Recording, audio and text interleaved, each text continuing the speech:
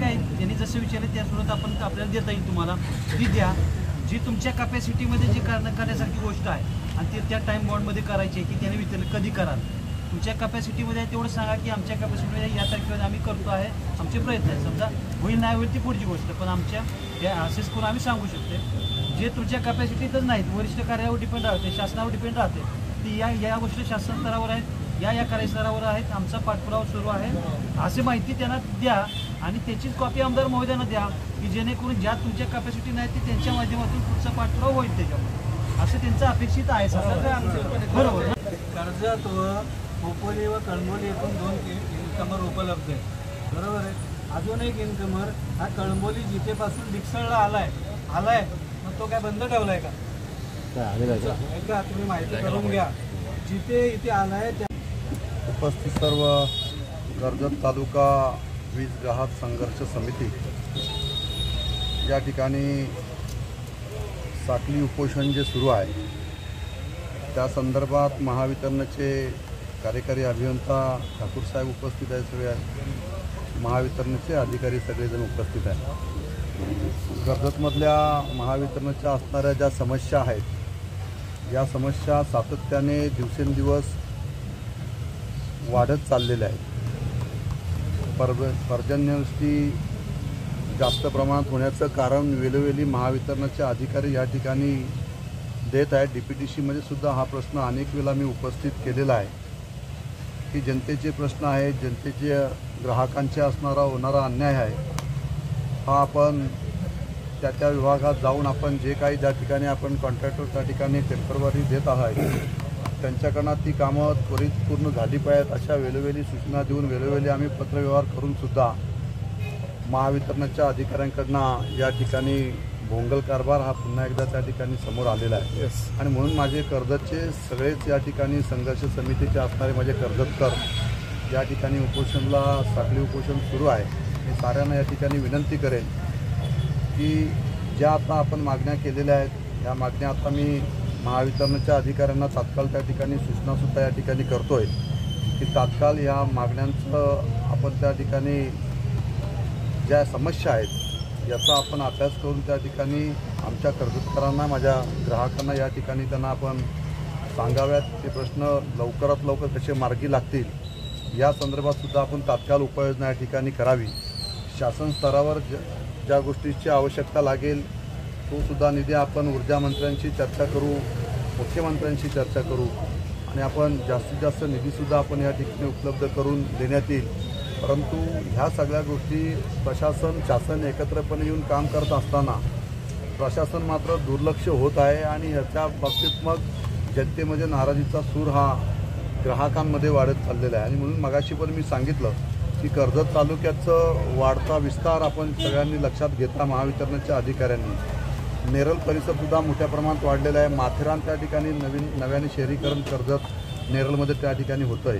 त्यामुळे कर्जत तालुक्याचं हे जे कार्यालय या ठिकाणी महावितरणचं आहे त्याचं उपविभागीय कार्यालय म्हणून आपण नेरळमध्ये त्या ठिकाणी करावं या संदर्भात सुद्धा मी तात्काळ तसे प्रस्ताव आपण त्या ठिकाणी पाठवतो आणि ते सुद्धा आपण मंजूर करून घेऊ जेणेकरून 2 विभागात आपल्याला त्याचं नियोजन व्यवस्थितपणे करता येईल. या संदर्भात सुद्धा ज्या आता तक्रारी आहेत या संदर्भात त्याचा एक प्लॅन आपण तयार करावा त्या ठिकाणी केंद्र साहेब आणि तात्काळ उद्यापर्यंतच माझ्या सगळ्या कर्जतकरांना साखळी उपोषण या ठिकाणी सुरू आहे. हे काही या ठिकाणी एक टाईमपास करायला बसलेले नाही आहेत. तर जे प्रॉब्लेम आहेत ते प्रॉब्लेम तात्काळ सुटले पाहिजेत. तुम्ही 8 दिवसाचा कालावधी नाही तर मला उद्यापर्यंत या संदर्भात आपल्या कार्यालयाकडनं तात्काळ याच्यावरती उपाययोजना काय करावी ठाकूर साहेब हे सुद्धा माने साहेबांशी तुम्ही चर्चा करून घ्या. मला उद्या दुपारपर्यंत या संदर्भात आपला पॉझिटिव्ह रिप्लाय आला पाहिजे आणि तात्काळ हे उपोषण या संदर्भात आपण कसं स्थगित करता येईल आणि ही जी प्रलंबित कामे आहेत मी स्वतःसुद्धा या संदर्भात लक्ष देतो की आतापर्यंत यांना वेळोवेळी सांगत होतो पण यांच्याकडे फक्त आपल्याला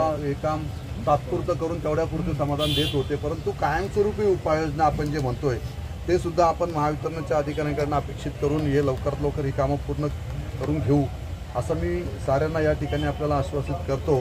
तर माझीसुद्धा आपल्याला सगळ्यांना विनंती आहे की उद्यापर्यंत माझ्या मते तटकरे साहेबसुद्धा बोललेले आहेत आणि मी सुद्धा स्वतः ऊर्जा मंत्र्यांशी चर्चा करून आपण त्या ठिकाणी या संदर्भात निधी संदर्भात सुद्धा ज्या काही आपल्याला अडीअडचणी येतील ते सुद्धा तात्काळ आपण सोडवल्या जातील कारण शेवटला हा मतदारसंघ आपल्या सगळ्यांना कल्पना आहे की जागरूक असणारा मतदारसंघ आहे कर्जत म्हणजे. तुम्ही अशा पद्धतीच्या जर टोलवाटोलीची उत्तर देण्याचं काम कराल तर ते यापुढे या ठिकाणी चालणार नाही. मी सगळ्या अधिकाऱ्यांना या ठिकाणी वीज ग्राहक संघर्ष समितीच्या वतीने या ठिकाणी सांगतोय ते माझे सगळे सहकारी आहेत, सगळे कर्जतकर आहेत. त्यामुळे कर्जतकरांचे प्रश्न हे तात्काळ या ठिकाणी सोडवले गेले पाहिजेत. यासाठी उद्या दुपारपर्यंत आपण माने साहेबांशी सुद्धा चर्चा करून हा प्रश्न उद्याच्या उद्या मार्गी लागावा आणि उद्या स्वतः आपण या ठिकाणी येऊन या ठिकाणी माझ्या संघर्ष समितीचा हा प्रश्न कायमस्वरूपी कशा पद्धतीने सुटेल त्यांना आश्वासित करून या ठिकाणी यांना रायटिंगमध्ये द्या की एवढ्या दिवसात, एवढ्या महिन्यात, 2 महिने, 4 महिने जे काय लागतील ते सत्य असेल ते आपण समोर त्या ठिकाणी सांगावं. निधीची कमतरता असेल शासन दरबारी आपण त्या संदर्भात पाठपुरावा करू. आपण एवढा निधी आतापर्यंत आणलेला आहे किंवा आणत आहोत.